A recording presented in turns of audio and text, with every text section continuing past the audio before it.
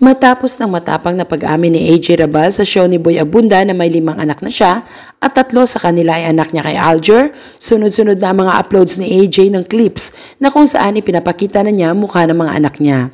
Kasama ni Alger ang panganay nila na si Akila na nagkataong nag-celebrate ng kanyang birthday. Kitang-kita kung gaano kaganda at super cute ng bata.